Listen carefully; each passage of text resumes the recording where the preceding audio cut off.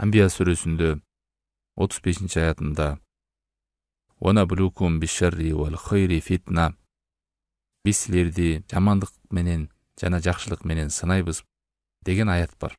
Хафид ибн Ражаб рахимахулло ушул аятка түшүнүк берип мындай дейт: Аллах таалам адамга берген жакшылыгы болобу, жамандыгы болобу, ушуну фитна деп санады. Бул сыноо деп атады. Биз силерди жакшылык менен, жамандык менен сынайбыз дегенде, жакшылыгы келсе дагы адамга, жамандык келсе дагы бул сыноо болот. Сыноо, экзамен сыяктуу. Аллах таалам адамды сынайт, кулун. Мисалы, жакшылык келген болсо, жакшылыкта бай болуп кетти. Кандай жакшылыктын түрү болбосун, шүгүрүн сынайт. Кандай шүгүр кылабы, кылбайбы? Жамандык келсе башына, адам кыйынчылык келсе, эмнесин сынайт? Сабырын сынайт. Сабыр кылабы? Кейип кекшеп, наразы болуп, ар кимге даттанып жүрбөйбү? Байлык келип, жакшылык келсе кутуруп кетип, көзүн май басып, Аллахка шүгүр кылбай койбойбу? Бул Аллахтан келди дебестен маңдай теримен, өзүмдүн эмгегиммен келди. Өзүнө арнайбы? Же бул жакшылыкты Аллахка арнайбы? Алымдар айтат, чындыгында жакшылыктын сыноосу жамандыктын сыноосунан оор турат.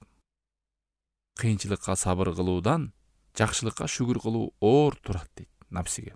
Мурунку алымдар айткандай, кыйынчылыкка жакшы адам дагы, жаман адам дагы сабыр кыла алат. Бирок ал эми токчулукка, жакшылыкка, барчылыкка, кененчиликке тек гана чынчыл адам сабыр кылат дейт. Мунун дагы сабыры бар. Көзүн май басып кетпей, Аллахтын буйругун аткарып, адамдардын акысын берип жүрүү. Ошондой жакшылыктын үстүндө жүрүп, шүгүр кылып жүрүү дагы оор нерсе экен. Имам Ахмад дагы кыйынчылык келгенде сабыр кылды, кейип кекшиген жок, наразы болгон жок, сабыр кылды. Ибн Ражаб бул сөздү эскергени, Имам Ахмад жашоосунда кыйынчылыктарды көрдү, сабыр кылды, кейип кекшиген жок, наалыган жок.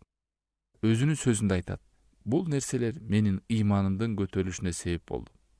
Ал эми тынччылык, токчулук келген кезде шахват, адамдардын мага болгон бурулуусу, көңүл буруусу, айланамда толуп калышы, мени урматтаган сыйы, ал кезде Имам Ахмад кайгырды.